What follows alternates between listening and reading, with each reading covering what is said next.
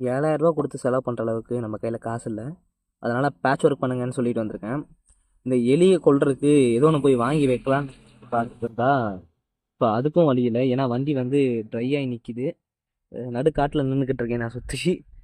பக்கத்தில் கடையும் இல்லை, ஒன்றும் இல்லை. எங்கே போகிறதுன்னு தெரியாமல் என்ன பண்ணுறதுன்னு தெரியாமல் பேக்னு பார்த்துக்கிட்டு இருக்கேன். நீ வீட்டுக்கு போகிறதுக்குள்ளே அவ்வளோதான், முடிஞ்சு போனேன். நீ வண்டியை தள்ளிட்டு போய் வண்டியை நிறுத்திட்டு நீ எலிப்பொறி வேற பார்க்கணும். இன்றைக்கி ஒரு நாள் லீவ் போட்டு நான் படுற பாடு என் ஒருத்தனுக்கு தான் தெரியுது.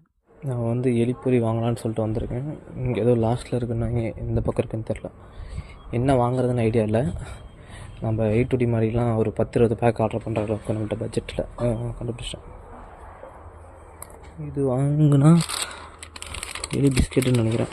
இதை தின்னுட்டு எங்கே அதை போய் செத்து தொலைஞ்சிரும், அப்புறம் நாரும். இது 60 ரூபா, இது 100 ரூபா. இந்த எலிக்கு எவ்வளோ செலவு பண்ண வேண்டியதாக இருக்குது கருமா. கம்மன் இதுக்கு எலிப்பொடி வாங்கிட்டு போயிடுவோமா? சரி வாங்கிட்டோம், இதுவே வாங்கிட வேண்டியதான். 100 ருபீஸ் MRP. இதில் வேறு GST வேறு வரும். ஐயோ சாவடிக்கிறானுங்க நீங்கள். ஃபைனலி வண்டிக்கு பெட்ரோல் அடித்தாச்சு. அண்டு எலிப்பொரியும் இதுவும் பில் பண்ணிட்டு வந்துட்டேன். எலிப்பொரி பில் பண்ணிட்டேன். அண்டு கோதுமை மாவு வந்து பை 1 get 1 வாங்கியிருக்கேன். 2 1 கிலோவில். 1 கிலோவே எவ்வளோனே தெரில, வாங்கிட்டேன் மொத்தத்தில் 2.